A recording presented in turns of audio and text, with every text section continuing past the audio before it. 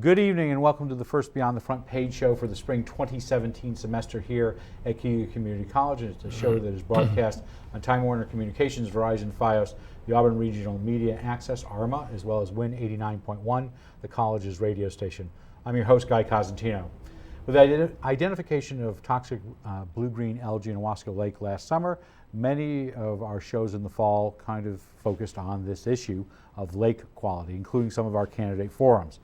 We've thought that the best way to kick off the new semester is to get an update on where we are. There are not necessary blue-green algae blooms right now. I'm wondering, is the lake even frozen over at this point? But we wanted to talk about what is going on, as well as some new money that is coming into the community to look at this and other issues.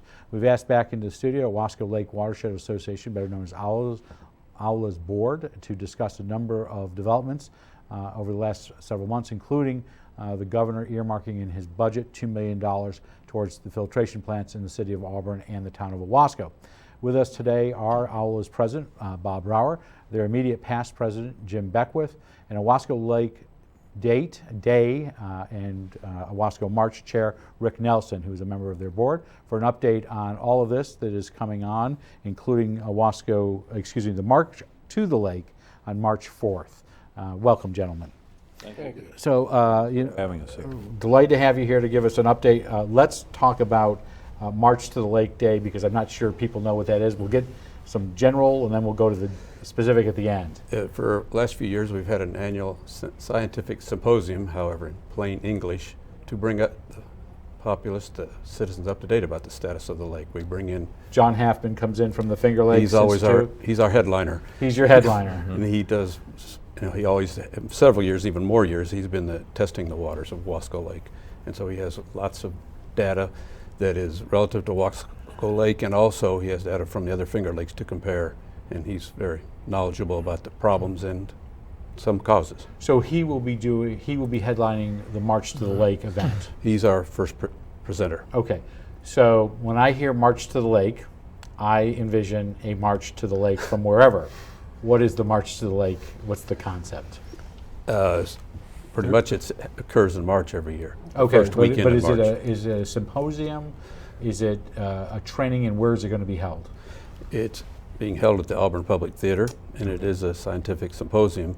This is where the attendees will describe to the audience more of the scientific issues and data from their testing of the water. And that has traditionally been done many times at Owasco Lake Day at the Pavilion. Am I correct on that? We've had other presenters, Halfman also in a more shortened version of his detail and his data. And so there's a whole different set of events that you'll do in August, on August 6th. Correct. Okay. We'll come back to all of that. We're talking about that. That's one of the reasons we're having you on right now, is this show will be rebroadcast several times so that you can promote this 2 Saturdays from now. Mm-hmm. Correct. Okay. Yeah. So with that, we should start off where we left off back in the fall. Mm-hmm. What is the state of Owasco Lake now, as far as you're concerned? Well, the status is that it's still not very good. Okay. We are trying to get our handle around the scientific side of it, the testing of it, but we're also, because some of the money from some of the grants have started coming in, we have shovels in the ground to be able to help keep the phosphates from coming into the lake, in simple terms.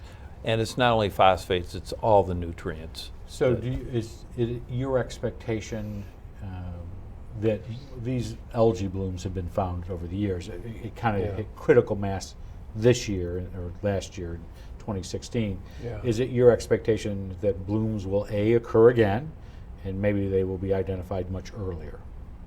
Depending on the weather. They'll all depend on the weather, of course. So so if you look at the condition of the lake in 2 ways, which is pretty much what we do. One is its eutrophic state. That's its long-term condition. And limnologists, the people that study the lakes, classify them in terms of age. It's generally the way it's understood. So an older lake is eutrophic, a middle-aged is mesotrophic, a young lake is oligotrophic. And so when we are concerned, So what is a wasco? it fluctuates between mesotrophic and oligotrophic. How come it fluctuates? Because there's a standard and a borderline which drives it on a year-to-year basis up and down. So is that things like turbidity, how yeah. cloudy the water is, and things of that nature? That's exactly what it is. And then they're actually... That's my crossword puzzle. Turbidity? definition. Yes, That's a great word. Yeah, that's the one that gets me most points. That and There you stable. go. Well, that turbidity carries nutrients in on its back. The soils that erode off the stream banks actually wind up in the lake. That's measurable in terms of total nitrogen and total phosphorus. If you push down the amount of nitrogen and phosphorus going into the lake, you control the rate that it ages. So that's the eutrophic view. So we have a early middle-age lake that based on those criteria, that is the phosphorus and the nitrogen in it, and it's managed by dropping phosphorus down because plants and all forms of life in the lake need the phosphorus. They also need nitrogen, but there's less phosphorus in it. So if you limit the phosphorus, you're controlling the rate of the lake's aging. The second problem we have, of course, are referred to as harmful algae blooms, but they're not algae at all. It's a term that I don't know why it developed or how it developed, but what we have are cyanobacteria blooms in a Wasco lake. Okay. And that's a second problem. Which gives you problems, everything from itching to you shouldn't drink it, the water. It's a very difficult bacteria to ingest for people or animals in any safe way. So let me ask you, I don't want to get too technical.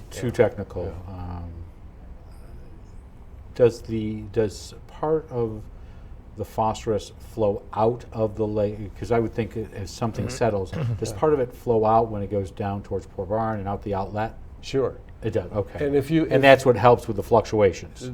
Well, that's Okay. what. So if you It doesn't settle necessarily on the bottom. Well, a lot of it does. Okay. The phosphorus that's measured in the lakes in two forms. Some of it's literally dissolved in the water column, and others of it is attached to the soils and sits on the bottom. So our problem in Owasco, as we try to drive it down, is that even in a dry year, such as we just had, we have a net gain.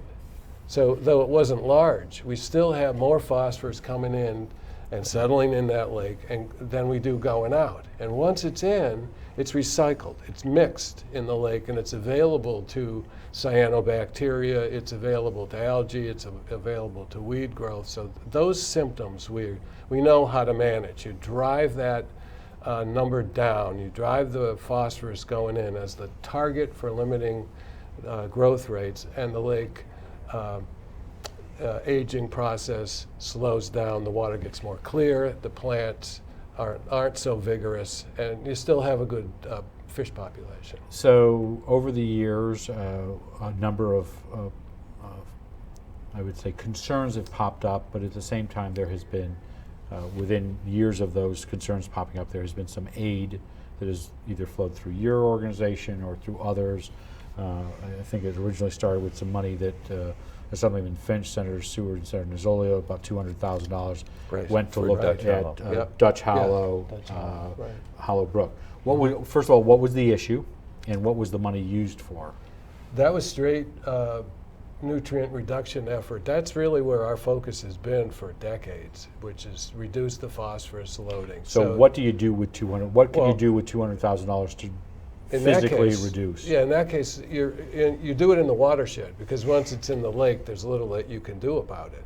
So you manage the phosphorus down by putting buffer strips in, by making sure the septic systems are being inspected and aren't leaching, by reducing the amount of runoff from adjacent lands that wind up in the tributaries that carry them into the lake. So there were 9 projects started. They're being undertaken by the Soil and Water Conservation District. And many of them, not all of them, I think 7 of the 9, do you remember? I think it was 5 was agricultural and 5 4 were agriculture. And the others were just a litany of stream bank stabilization, and anything you do to reduce the tonnage, or 1 pound at a time if you have to reduce what's going into the lake, helps. So again, okay, so a remedial question. You'll get lots of those from me today. Great. So with the phosphorus going in, is more driven because of agriculture, or because we are a nation that for 60 years or more paves everything, from parking lots to where we're putting houses in, to where we're putting pools and everything. At some point, water doesn't just drain into a lawn or land. Where's the drivers for the nutrients and the phosphorus coming from? Well, if you look at it first in terms of natural features, you can answer the question that way. So the certain types of soil, certain types of slope, and certain types of land cover drive the phosphorus loading.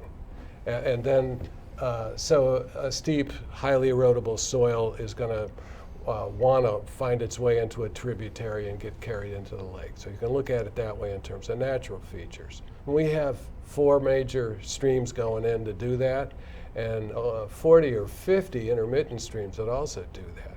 So those are things such as Van Ness, Sucker Brook, Dutch Hollow. Yeah, and the inlet at the south end. That's the biggest carrier or loader, but that's because it's 55% of the water. But if you look at the land use, the dominant land use in the watershed is agriculture. And when scientists model loading, they do it on the basis of these natural characteristics I talked about, soil type and topography, and land use. So if the dominant land use is agriculture, it follows that the dominant loading mechanism into the lake is going to come from agricultural fields. And that is the case in Owasco So Lake. one of the statistics that I think I heard several years ago, that we're an agricultural county. Absolutely. And it's an economic driver. It's So a significant and critically important economic driver. So with that, there were concerns at City Hall, and I didn't ask the mayor about this a few minutes ago, but there were concerns in the fall by city councilors about these concentrated farm operations, these CAFOs, that were not being, at that point, had not been licensed by the DEC. They have since recently been licensed. Am I correct on that? Yeah, they were, yes and no. Okay, no, explain this. Okay, so no, the way New York regulates the CAFOs is through a permit system. And what happened was the permit, it's a generalized permit that affects all CAFOs in New York uniformly. That's how New York has chosen to do. In fact, there are 2 permits that cover all the CAFOs, depending on certain characteristics of the CAFO. What happened was the permit expired. It's a 5-year permit. It expired. So New York had started the process of amending the conditions to that permit, and that's what was being discussed. What conditions should be attached to those permits when they're reissued? And what just happened was they finally reissued them. Are you happy with the conditions that were put on them? No. Okay, why not? Well, one major issue. Above all, and we commented on several, but to simplify the concern of the Lake Association, the ag community is regulated in a way that requires them to react and act in certain ways. Those ways are captured in what is called a nutrient management plan. And there's a whole certification process involved for somebody to become a certified nutrient management planner. They're highly skilled, they're detail-minded, they know how the ag community works, they know how the watersheds work. The problem that we saw is that with all of these guides and in some cases regulations that they're required to follow, there's no sampling done. So we're requiring actions which cost money, we're requiring significant funds But you to be don't expended. test whether they work or not. And it Without, costs the ag industry a lot of money Millions. to do this. Right. And so new techniques are going in place. So we have standard what are called best management practices. I think people are reasonably confident that they work, but nobody knows to what extent. So nobody knows whether what is being done is actually having the result that that was the intention of the requirement. That just seems crazy to us, and that's what we tried to change. And it should be said that the dairy industry is not working with you. You've been working with 2 larger farms. Oh, yeah. To do what? A couple of things. It's called the Whole Farm Best Management Practices Partnership. And AWLA was invited by one of really the progressive farmers in the community. His name is Doug Young. And he developed a piece of equipment that allowed the application of liquid manure at the base of the plant at the time that the crops most needed them. So it changes the way the ag community can apply liquid manure into what we consider a much more efficient way, well, which the tests show is much more efficient. It uses less, and as a result, there's less runoff. So they got high yields. Much better yields. Much better Much yields. better. Yeah. In a drought last year, they did better with 70 pounds of liquid manure than over 200 pounds of commercial fertilizer, and had higher yields. So so we worked with him to support that. We're not investing in his technology. Part of the ask will bring that equipment into the Owasco watershed to see if it does the same thing there that it's done in other places. So real quickly, because I want to get to what OWL does and some other things. You had 2 other large grants. One was Senator DeFrancisco against Senator Seward, Senator Nozzolio, as well as Gary Finch on the $600,000 for the Sucker Brook subbasin. What was that for? It's a continuation of the same attempt that's been going on for decades to drive the nutrient levels down. So it shovels in the ground. It's just targeted. It's done in a different way, working still with the Soil and Water Conservation District. But we're doing front-end analysis to, based on natural features, to pick the areas where it's most likely we'll get significant reduction. So when you say analysis, does that mean that you send the data to the Finger Lakes Institute over at Hobart William Smith, or do you do it in-house? Well, both. The samples that are related to the cyanobacteria and the phosphorus levels are all done by certified labs. Okay. And there's 2 of them. We used a lab through the Owasco Watershed Inspection Program in Ithaca, and another one in Syracuse. And you also had a mini grant, I call it a mini grant, I wish it was 20 million, $20,000 grant from Fox Toyota, which is just behind us. What did they give you? That's a private sector great commitment. shot. Yeah, we were thrilled. They reviewed we do an annual strategic plan. So we lay out our goals, we lay out the targets for the year in terms of what we want to accomplish, and that found their way into their arms somehow. They approached Toyota General and at a corporate level, and they matched it. So they each gave us $10,000. We went to the Owasco Watershed Inspection Program with that 20, and they working together, we figured out a way to triple it. So it's turned into 60. And that 60,000 is focused on road ditches and the small intermittent streams, which taken together put as much nutrients into the lake as Dutch Hollow, which is the 2nd largest subbasin in the lake. So it matters what happens in those small streams and what happens in the road ditches. So we were thrilled about Fox Toyota giving us a hand there. There is little doubt that most people know what OWL is, but if they don't, can you tell us what the Lake Association? Owasco Watershed Lake Association. So who are you? We are a completely volunteer organization, and we've been around for But almost you're a membership 30 years. organization? Yes, membership Okay. organization.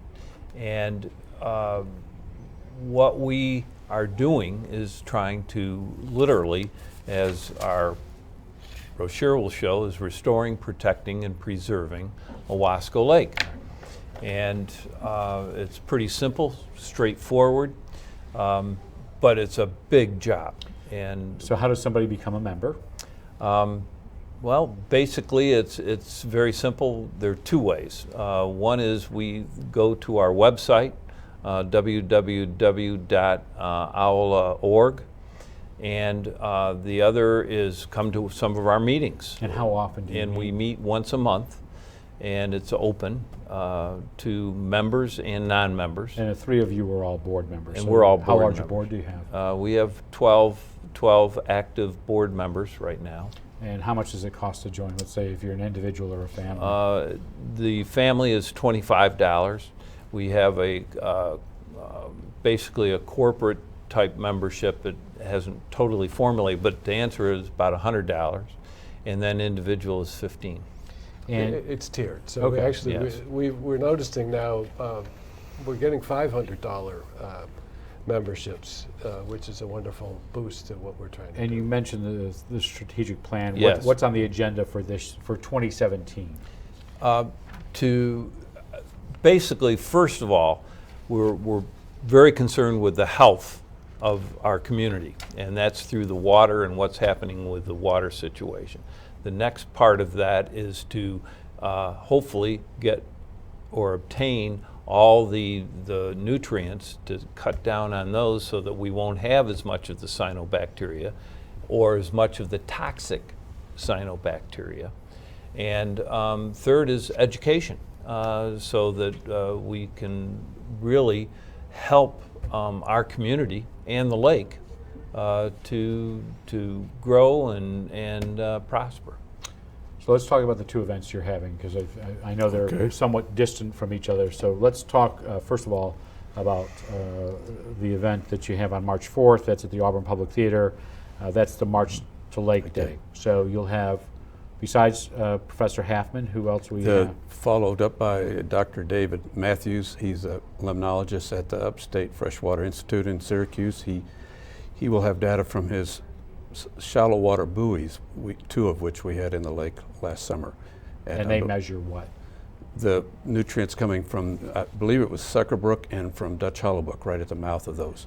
And so they will present, what time does this event go from? Starts at 9 o'clock. And do you till- have to be it goes till? No, it's free. Okay. And And we it have goes from 9 to 12:30, am I correct? roughly, on? yes. That's right. Depending how long our question and answer session goes at the Okay. end. It'd probably go longer this year. Yeah. So in that, you don't have to be anybody from the general public, Correct.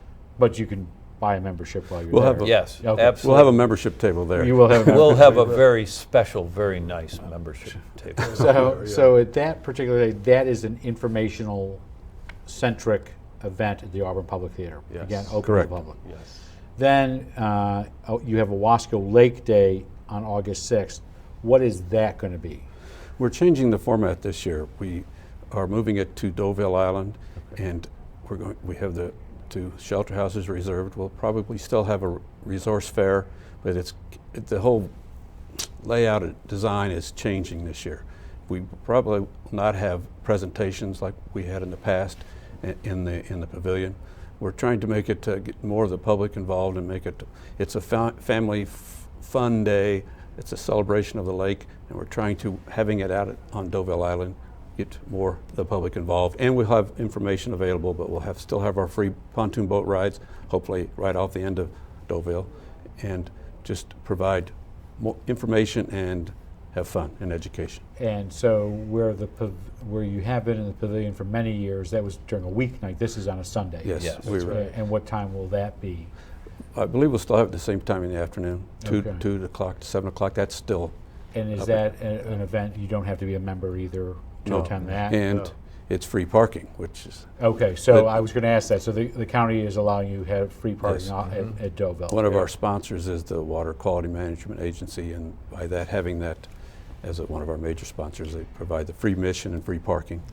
So is this the first time you've done the March to Lake Day? No. Okay. No, that's I think 5 years old now. Okay. And How many people usually attend that event?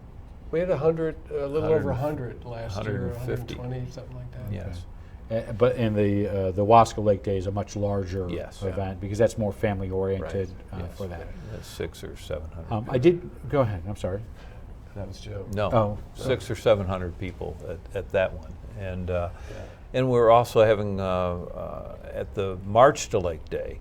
It's really an opportunity for people to come and really obtain a better understanding of what's going on and what we're doing and what the scientists So are is it doing March for the to lake. Lake Day or March Lake Day?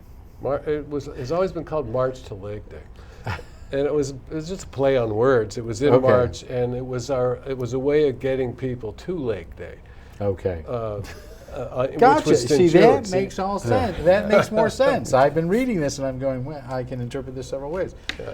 Before we go, I do want to ask about one question that has come up, and that is the governor in his budget presentation back last month specifically mentioned Owasco Lake and specifically town of Owasco and the city of Auburn, and he was allocating $2 million for what?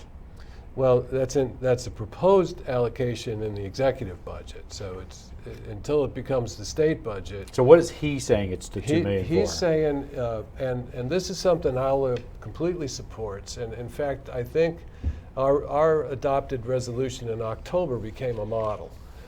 Last October, looking at the pattern of cyanobacteria blooms over the summer and the toxicity levels that we were seeing in the fall, particularly, it was clear that health and safety had to come first. So that money is focused on health and safety issues in the form of amendments to the treatment processes at the water treatment plants in Owasco So you would say and amendments, Auburn. some of us would say upgrades. Upgrades. Okay, yeah. so I just want to make sure, Yes. Yeah. is $2 it's- million enough for Owasco and Auburn?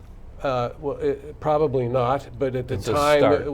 at the time the governor proposed that, none of the preliminary numbers had come back from the engineers that were studying what kind of upgrades would be required. And now we know that $2 million is the low end of the estimate. There was also $150,000 to cover the And this is design. this is the study Yes. that is currently being Yes. done. Yeah. I asked this because the DEC commissioner was before a committee yesterday, and I think in one of the interviews afterwards he said, if we were to do all the projects that need to be done on just water quality, I think he said water quality alone, it's $80 billion That's a hefty number. over several years.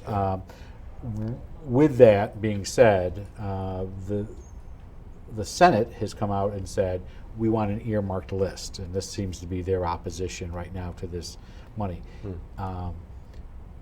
And I'm not sure the governor or the DEC commissioner answered that question yesterday. It wouldn't surprise me if that either it way, wasn't completely answered. Yeah. Does that mean that this money for Auburn and Owasco, that is this $2 million, you think is at risk? Well, anything proposed as a part of the budget before it's adopted is at risk. But it's as you know, based on your experience, it's a gigantic horse trade, and everything is in play, and nothing is settled until everything's So settled. have you all, as an advocacy group, been talking to Senators Seward, DeFrancisco, and now Helming Yeah. to Yes, talk about Helming. this money for? We've relayed our support for the funds and the need to go into those upgrades at the water treatment plant. It's a health and safety issue, and it has to happen fast. And the idea is to get those in place, at least on a temporary basis, before the cyanobacteria season, if you want to look at it that way, arrives again. We have no reason to think that we won't have blooms this year. The pattern has been devastating for the last couple years. But we're also determined that that there must be funds that are made available to prevent the blooms. All our attention cannot be paid On treatment. or we lose It's- the war on that one. Maybe an early battle one, but we lose if we don't prevent them from happening. Yes. So before we finish, and I've got to wrap this up really quick, Mr. Nelson, can you give us the details on March to Lake Day again? Where, when, Starting times? 9 o'clock, Saturday morning, March 1st at Auburn Public Theater. March 4th. 4th. Is that right? Okay, Yes. so it's a We have a meeting on March 4th. Okay. First, So March 4th. 4th, and- Saturday, March 4th. And it's Thank from you. 9 to about 12:30. 30. It's free and it's open to the public. Yes. At our Public We'll have Theater. at least 6 different presenters and questions and answers, and some solutions. We may think that people will ask that question. What's being done? We'll have some of those And answers before too. before we even started, you and I had talked, we were going to try to present some data later in the semester. We'd love to. yeah. We'd love to. With some items on that. Yeah. But we do want to thank OWL's president, Bob Brower, their immediate past president, Jim Beckwith, as well as their coordinator for Owasco Lake Day and March to the Lake, Mr. Nelson. Thank you all three for being in the studio today. We encourage you to go to that event on March 4th at the Auburn Public Theater. It goes from 9 o'clock to 12:30. On Thursday, we'll have two Inside Government shows with back-to-back here. We'll have Auburn Superintendent of Schools Jeff Perazzola and Business Manager Lisa Green to give us an update from the district, but specifically when it comes to the governor's budget and what is in the proposal for 2017 and 18, which may be different than what comes out in the end. That will be followed by a discussion on more than $4 million in new grants to fight addiction locally with Cuyahoga County Director of Community Services, Ray Bizzari. In the coming weeks, we will have Inside Government shows featuring Senator John DeFrancisco, Cuyahoga County Legislative Chairman Keith Batman, as well as Owasco Town Supervisor Ed Wagner. And on Beyond the Front Page, we have shows focusing on the Cuyahoga Centers, as well as local efforts on the Make-A-Wish Foundation, among other topics. Before we go, though, we would like to let you know that you can send us your thoughts and ideas for guests or questions to either Beyond the Front Page or Inside Government. You can send them to cozguytho@aol.com or by mail to either show at 141 Dunning Avenue, Auburn, New York 13021. I'm Guy Cosentino for Cuyahoga Community College. I want to thank you for watching. We hope you have a good night, have a great tomorrow, and we will see you back here on Thursday night.